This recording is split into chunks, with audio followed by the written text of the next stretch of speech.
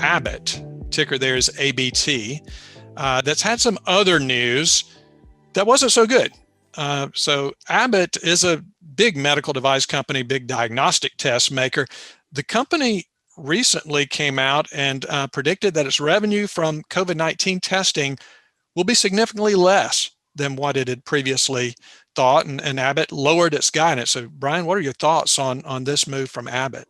Yeah, they were pretty substantial moves down from just its prediction at the end of the first quarter. So just a couple months ago, they were looking for GAAP earnings of at least $3.74 per share, and now they're looking for $2.75 to $2.95 per share. So down substantially. On the adjusted side, they were looking for earnings of at least $5 per share, and now they're down to $4.30 to $4.50 shares. So that's still a double-digit growth over 2020.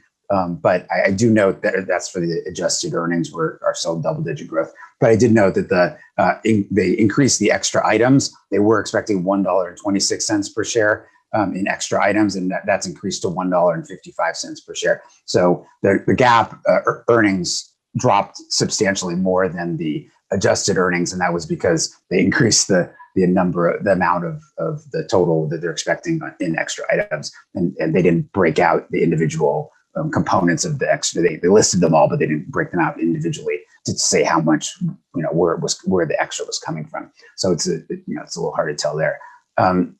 I think this is sort of a double-edged sword with a large diversified company like Abbott.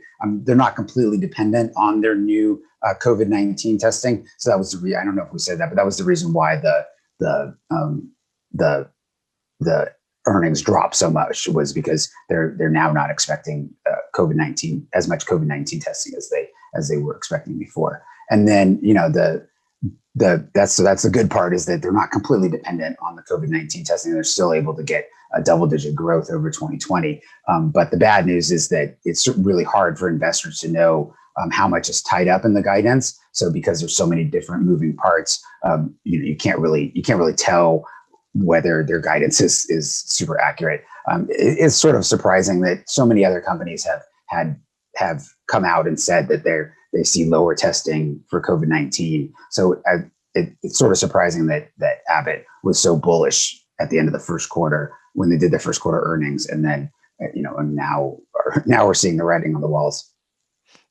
Brian, that's exactly what I was going to say, is that I was actually more surprised that Abbott initially had the pretty bullish outlook for COVID-19 testing. I was more surprised by that than I was that they ended up coming out and lowering their guidance. Yeah, because I think the peak of testing was like in January. So that means that gave them 4 months before they gave their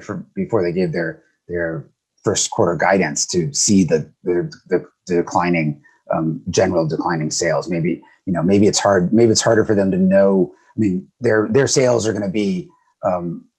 Maybe it's hard for them to tell because maybe the inventory was going down, and so maybe they couldn't actually tell that it was their tests that were having the problems. But they could see the general trend in the amount of testing overall, that they should have seen that as declining. Yeah, and maybe Abbott was counting on more growth from its Binax Now product, which is now distributed in pharmacies, and you can take it home and test yourself, basically. So maybe they were counting on that to kind of bolster their sales. But yeah, you and I have talked. I mean, it's probably 2 months ago. You and I were talking about the huge downturn in number of COVID-19 tests in the U.S. Yeah, and Quidel, I think, came out and said that they were expecting lower guidance, and what's the other big one?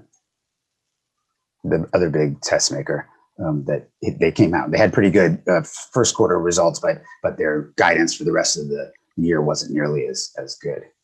Yeah. But again, Abbott has a lot of other things going for it. Like you said, Brian, it absolutely isn't solely dependent on COVID-19 testing. And, the company's been around for a long time, and it still has plenty of other growth drivers. And if they do get flu if we do have a strong flu season, as we talked about in the last segment, I think that could definitely help Abbott substantially, because what'll happen is people get tested for both the flu and COVID-19 because the symptoms are so similar, and so that'll boost the revenue there.